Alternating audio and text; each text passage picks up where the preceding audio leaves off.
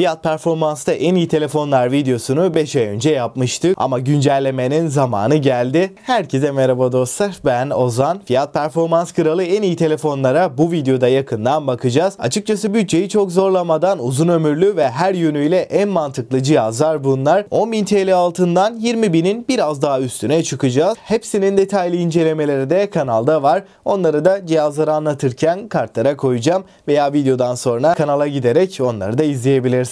Ayrıca bu serinin laptop versiyonu da gelsin mi? Gelsin diyorsanız videoyu beğenmeyi ve abone olmayı unutmayın. Ve bu cihazların güvenilir satın alma linkleri de açıklama ve yorumlarda olacak. Oradan alabilirsiniz. Şimdi en uygun fiyatlı telefonumuza başlayalım. Burada Galaxy A15'i görüyoruz. Tasarım olarak da genel hatlarıyla güzel bir cihazla beraberiz. Kamera modülü kasa yapısıyla burada yine S serisinin izlerini Galaxy A serisinde de görebiliyoruz. Arka kapakta çerçevelerde plastik. Buradaki yapının çok kaliteli olduğunu söyleyemeyeceğim. 6.5 inçlik Super AMOLED Full HD Plus bir ekranı burada görebiliyoruz ve 90 Hz'lik bir tazeleme de bu ekranda kullanılmış. Kamera kısmında ana kameramız 50 megapiksel f1.8 diyaframla gelirken İkinci kamera 5 megapiksel ultra geniş ve 2 megapiksellik makro kameramız var. Ön tarafta da 13 megapiksellik bir kameraya yer verilmiş ve Full HD 30 FPS videolar çekebiliyoruz. Kamerada OIS desteği yok. EIS ile beraber Full HD 30 FPS çekimler yapabiliyoruz. Helio G99'u A15'te görebiliyoruz. Uygun fiyatlı giriş seviyesi bir cihazda bu işlemci çok önemli bir artı. 5000 mAh batarya 25 Watt hızlı şarj desteğiyle de birlikte geliyor. Fakat kutu içeriğinden bir adaptörün çıkmaması burada önemli bir eksi. Android 14 ve One UI 6'yı görüyoruz. Mono bir hoparlör var. Ses yüksekliği de ses kalitesi de ortalama düzeyde. Yani yine de kötü bir performansı yok. Parmak izi okuyucunun giriş segment bir cihaza oranla gayet hızlı ve tepkisel bir şekilde çalışıyor. İkinci sırada güncelleme desteği ve performansıyla 10.000 bandının en iyisi Galaxy A34'te 6.6 inçlik Super AMOLED bir panel kullanılmış. Ekrandaki renkler, canlılık, kontrast oranı genel deneyim açısından baktığımda oldukça tepkisel ve akıcı bir ekranla beraberiz. Dimensity 1080 Yonga setini görüyoruz. Ana kamera OIS'li 48 megapiksel çözünürlüğündeyken ikinci kamera 8 megapiksel ultra geniş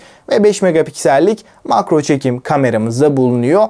Videolarda da 4K 30 ve 1080p 60 FPS'te OIS desteğiyle birlikte gayet güzel videolar çekebiliyoruz. Ön tarafta da 13 megapiksel yine 4K destekli bir ön kameramız var. Galaxy A33 5000 mAh batarya ve 25 Watt hızlı şarj desteğiyle gelirken stereo hoparlörler Dolby Atmos desteğiyle birlikte geliyor. Üçüncü sırada işlemcisi ve ekran kalitesiyle Galaxy A34 ve Note 12 Pro'dan çok daha iyi olan Poco F4'ü görüyoruz. 6.67 inç AMOLED Full HD Plus 120 Hz'lik bir tazelemeyi burada görürken 1300 nit maksimum parlaklığa ulaşabiliyor. HDR10 Plus gibi üst düzey teknolojileri de bu ekranda görebiliyoruz. Ve bence Poco F4'ü öne çıkaran en önemli noktası Snapdragon 870 işlemcisi. Hem MediaTek Dimensity 1080'den hem de bu fiyat bandındaki diğer telefonlardan baya öne çıkarıyor diyebilirim. Hem oyunlarda hem de günlük kullanımda yüksek performanslı amiral gemisi bir cihaz istiyorsanız uygun fiyatta alınabilecek en iyi seçeneklerden biri. Ana kameraya baktığımızda 64 megapiksel çözünürlüklü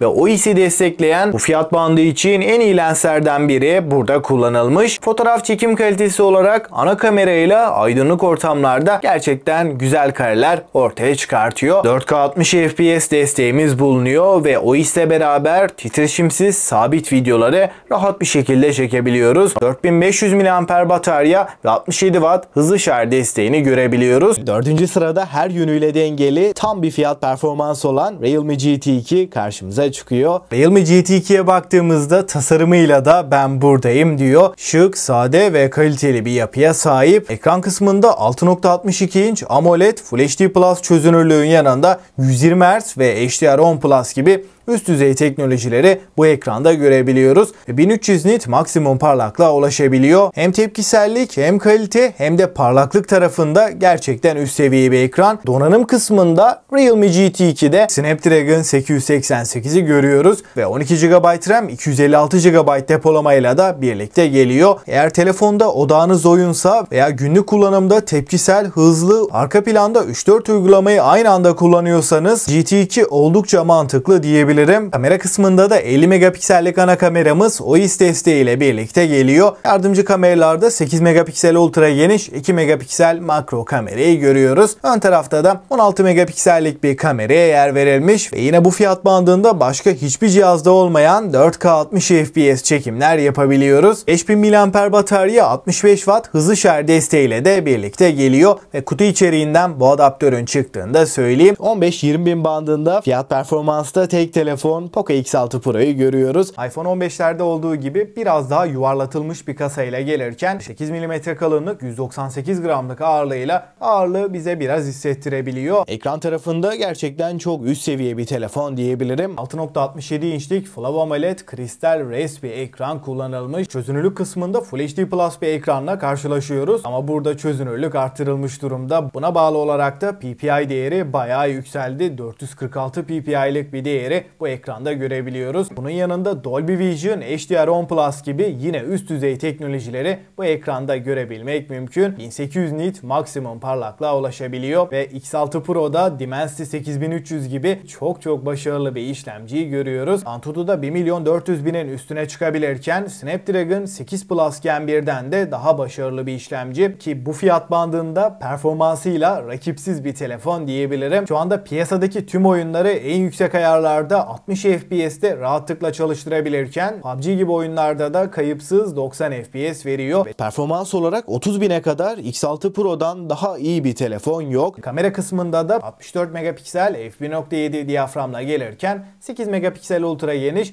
ve 2 megapiksellik makro kameramız var. Ön tarafta da 16 megapiksel Full HD 60 FPS çekebilen bir kameramız var. 4K 30 FPS'te de videolarda hem AIS hem de OIS'i aynı anda kullanabilmesiyle titreşimleri çok daha iyi bir şekilde engelliyor. Orta segment bir cihaza oranla video performansı başarılı diyebilirim. 5000 mAh'lik batarya 67 Watt'lık hızlı şarj desteğiyle de birlikte geliyor. HyperOS ile beraber arayüzde, menüde gerçekten yağ gibi akıyor. Oldukça kararlı ve tepkisel bir şekilde çalışıyor.